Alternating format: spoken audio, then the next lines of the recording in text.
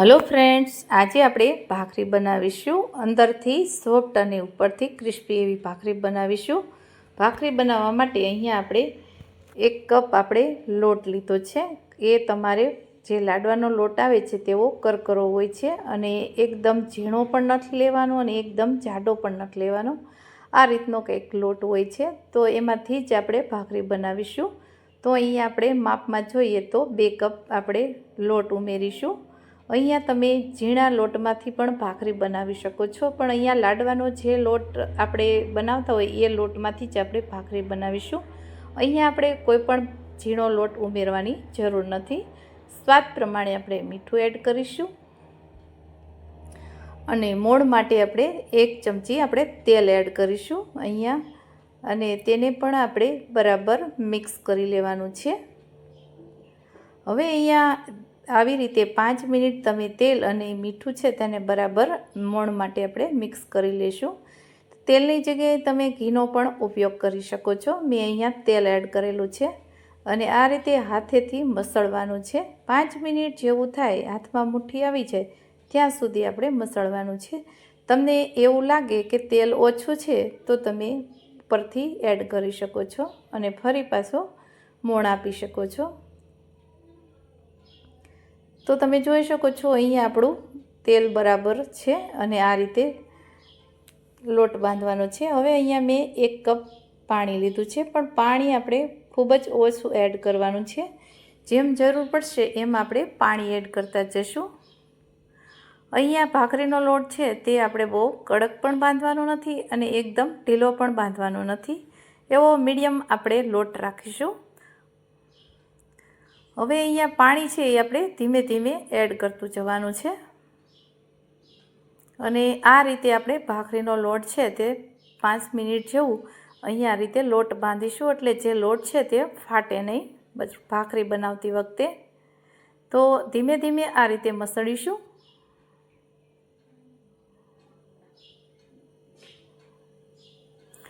તો અહીંયા આપણો લોટ છે તે બરાબર બંધાઈ ગયો છે, તો આ રીતનો કડક રાખવાનો છે। તો હવે તેના આપણે લુવા કરીશું। આ પહેલી ટ્રીક છે લુવા બનાવવાની।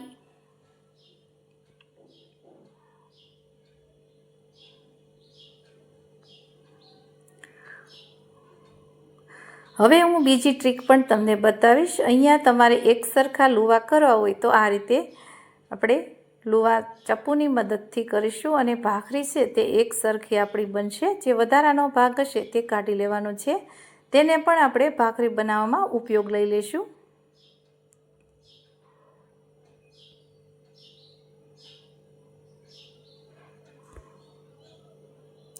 તો તમે જોઈ શકો છો આ રીતનું મોણ આવી ગયું છે અને આ રીતનો લોટ હોવો જોઈએ ભાખરીનો। તો તેને આપણે સાઈડમાં રાખીશું અને હવે જે આપણે પાટલી અને વેરણાથી અહીંયા આપણે 1.5 કપથી ઓછું, આપણે અડધો કપથી ઓછું પણ એ પાણીની જરૂર પડી છે, તો એટલો લોટ આપણે બાંધવામાં ઉપયોગ કર્યો છે પાણીનો। આ ભાખરી છે તે 4 જણા સર્વ કરી શકે એટલી આપણી ભાખરી છે। અહીંયા આપણે હળવા હાથે વણીશું, જો ભાખરી ફાટે નહીં તેનું આપણે ધ્યાન રાખીશું।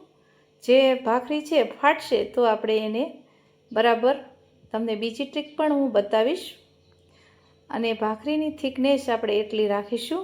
તો હવે અહીંયા આપણે કાપા મૂકી દઈશું ચપ્પુની મદદથી, એટલે જ્યારે નાસ્તો બનાવતી વખતે, જમતી વખતે આપણે એમાં ઘી પણ સારી રીતે અંદર સુધી પહોંચી જાય। હવે અહીંયા આપણો તવો પણ ગરમ થઈ ગયો છે। ગેસની આંચ આપણે મીડિયમ રાખીશું, એટલે ધીમા તાપે ભાખરી તમારી અંદરથી સોફ્ટ અને ઉપરથી ક્રિસ્પી એવી ભાખરી તમારી બનશે। હવે તમારે એકદમ ભાખરી ગોળ અને એકદમ ફાટે નહીં એ રીતે તમારે ભાખરી બનાવવી હોય તો આપણે બીજી ટ્રીક પણ હું તમને અહીંયા બતાવીશ। એકદમ પરફેક્ટ ગોળ અને એકદમ સરસ એવી બનશે। પણ જો જે વ્યક્તિને ભાખરી બનાવતા આવડતી નથી તેના માટે છે।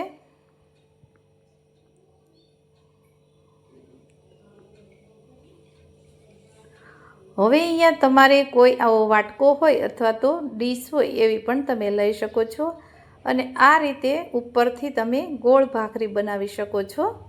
તો તમે આ રીતે ભાખરી બનાવશો તો તમારી ભાખરી ગોળ થશે. જેને બિલકુલ ભાખરી બનાવતા આવડતી નથી તે લોકોએ આ રીતે ભાખરી બનાવી. હવે ઉપરથી આપણે ઘી એડ કરીશું અને તેને બરાબર આપણે શેકી લેશું. અહીંયા આપણે ધીમા તાપે શેકવાનું છે.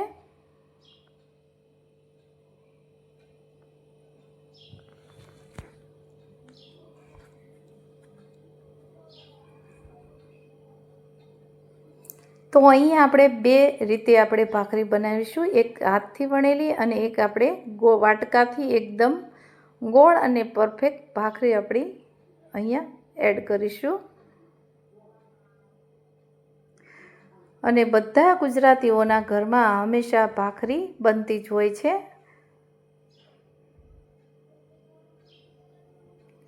હવે અહીંયા આપણી એક સાઈઝ આપણી શેકાઈ ગઈ છે તો બીજી સાઈઝ આપણે ચેન્જ કરીશું અને તેને પણ ઘી નાખી અને બરાબર શેકી લેશું. ઘીની જગ્યાએ તમે તેલનો પણ ઉપયોગ કરી શકો છો.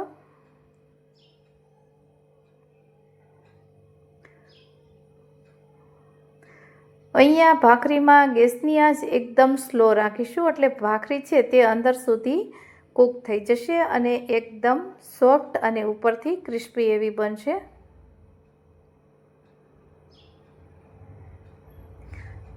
આ ભાખરી છે તે તમે બટેકાના શાક સાથે અથવા તો કોરા ભીંડાના શાક સાથે અથવા તો તમે રાયતા સાથે અથવા તો ચા સાથે પણ સર્વ કરી શકો. એટલે આપણી આ ભાખરી અહીંયા અંદરથી સોફ્ટ અને ઉપરથી ક્રિસ્પી એવી બની અને રેડી થઈ ગઈ છે. તો આ રીતે બધી ભાખરી છે તેને આપણે બનાવી લઈશું. હવે તેની ઉપર આપણે ઘી લગાડી લઈશું બરાબર.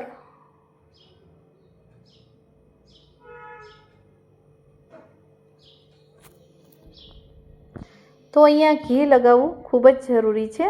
તે ચા સાથે આપણે સર્વ કરીશું.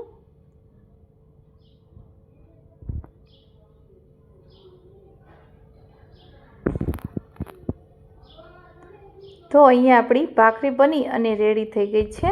તો અમારી આ રેસીપી સારી લાગી હોય તો વિડીયોને લાઈક કરજો, શેર કરજો અને અમારી ચેનલને સબસ્ક્રાઈબ કરવાનું ભૂલશો નહીં. બાજુમાં આપેલું બેલ આઇકન પ્રેસ કરશો એટલે નવી રેસીપીના નોટિફિકેશન મળશે. Thank you.